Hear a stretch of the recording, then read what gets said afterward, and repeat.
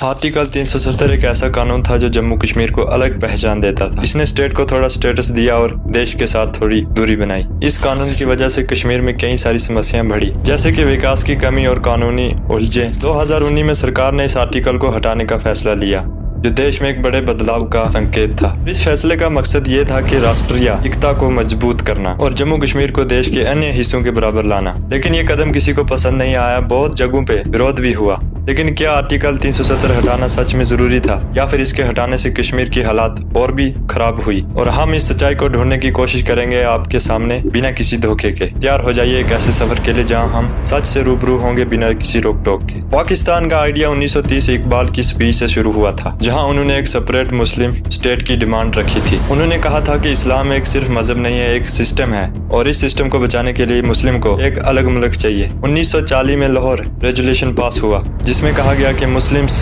Are separate nation with separate culture and values. Pakistan का नाम भी एक पॉलिटिकल एक्रोनिम था। पंजाब, अफगानिया, KPK, कश्मीर, सिंध और बलोचिस्तान से भी मिलकर पाकिस्तान। मकसद था कि इस्लामी वेलफेयर स्टेट बनाना, जहां शरीयत के रूल्स हों और मुस्लिम आइडेंटिटी को प्रोटेक्ट किया जा सके। जिन्होंने सेक्युलर टोन्स यूज की इंडिपेंडेंस के बाद, लेकिन अंदर से मिशन इस्लामिक आइडियोलॉजी पे बेसिस था। जब 14 अगस्त 1947 को पाकिस्तान बना, और उनके पास तो एक क्लियर कॉन्स्टिट्यूशन तो नहीं था, पर एक इस्लामी पर्पस जरूर था। 14 अगस्त 1947 को तो पाकिस्तान बन गया था, लेकिन ना कॉन्स्टिट्यूशन था, ना सही तरह का सिस्टम। सिर्फ एक गवर्नर जनरल, जिन्ना और कुछ टेम्परेरी ऑफिसर्स थे, और उनके पास चलाने के लिए ट्रेंड ब्यूरोक्रेसी तक नहीं थी।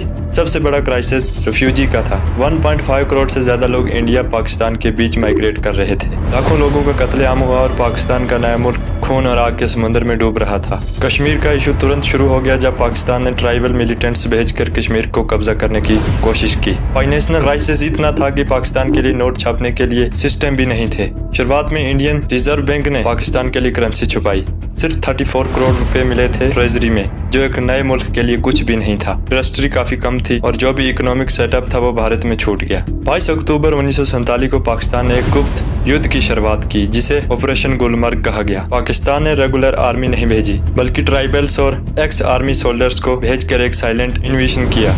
ये लोग नॉर्थ वजीरिस्तान से लाए गए थे। इन्हें ट्रेनिंग पाकिस्तान आर्मी नहीं दी थी। इन ट्राइबल्स ने बारामूला और उड़ी जैसे शहरों में लूट और कत्लेआम किया, मस्जिदों और कई सारी चीजों को भी नहीं छोड़ा। ये अटैक इतना खतरनाक था कि महाराजा हरि सिंह ने भी तुरंत हेल्प मांगी और 26 अक्टूबर को भारत के साथ इंस्ट्रूमेंट ऑफ सेक्शन साइन कर दिया। 27 अक्टूबर 1947 को इंडियन आर्मी श्रीनगर में लैंड हुई और फिर भारत ने full scale counter attack launch किया। ये पहला इंडिया पाकिस्तान वॉर बना, जो 1948 तक चला और UN के इंटरवेंशन पे खत्म हुआ। 23 अक्टूबर 1947 को इंडियन आर्मी सुबह सुबह श्रीनगर एयरपोर्ट पे लैंड हुई। ये भारत की पहली मिलिट्री इंटरवेंशन थी जो कश्मीर के लिए थी। इसे एक दिन पहले 26 अक्टूबर को महाराजा हरि सिंह ने सेशन साइन किए थे और उसके तुरंत बाद गवर्नर जनरल लॉर्ड माउंटबेटन ने एक्सेप्ट किया। पाकिस्तान के ट्राइबल श्रीनगर से कुछ ही किलोमीटर दूर थे।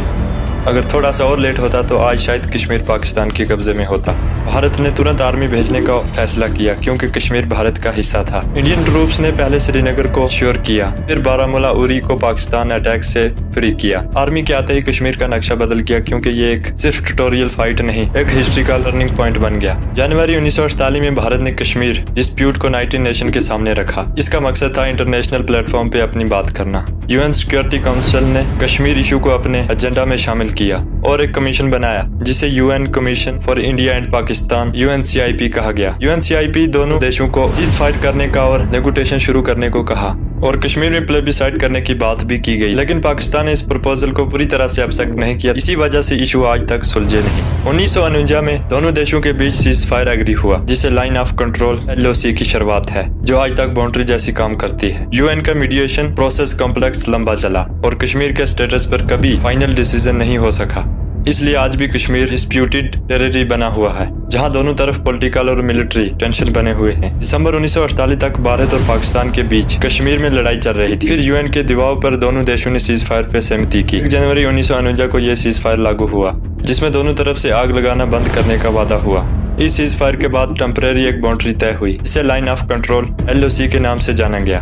LOC ने कश्मीर को 2 हिस्सों में बांट दिया, एक भारत के कंट्रोल में और दूसरा पाकिस्तान के कब्जे में। सीज फायर एग्रीमेंट में ये बात भी तय हुई कि दोनों देश कश्मीर के आगे के स्टेटस पर बात करेंगे, लेकिन ये डिस्कशन पूरी तरह से कभी सफल नहीं हो पाई। इस एग्रीमेंट ने लड़ाई रोक दी, लेकिन कश्मीर का मुद्दा अभी तक सुलझा नहीं। छोटी मोटी लड़ाइयाँ और टेंशन लगातार बनी रही। LOC को आज भी एक फैक्टो बॉर्डर माना जाता है जहां दोनों देशों के सैनिक मौजूद हैं और कभी कभी फायरिंग होती रहती है। आर्टिकल 370 भारत के एक संविधान के एक विशेष प्रावधान था जो जम्मू एंड कश्मीर को विशेष स्वाधीनता देता था। इस आर्टिकल के तहत जम्मू कश्मीर अपना अलग समाधान बना सकता था और केंद्रीय सरकार के कानून पूरी तरह से लागू नहीं होते। इसका मकसद था कि कश्मीर की राजनीति सामाजिक स्थिति ध्यान में रखा जाए और वहाँ की अलग पहचान बनाई जाए और धर्म की पहचान बनाई रखी जाए। आर्टिकल 370 के तहत जम्मू एंड कश्मीर को अपनी सरकार चलाने का अधिकार था और कुछ केंद्रीय मामले विदेश नीति पर केंद्रीय कानून लागू होते। ये प्रावधान 1949 में लागू हुआ था जिसका उद्देश्य कश्मीर के लोगों को विशेष अधिकार और सुरक्षा देना था।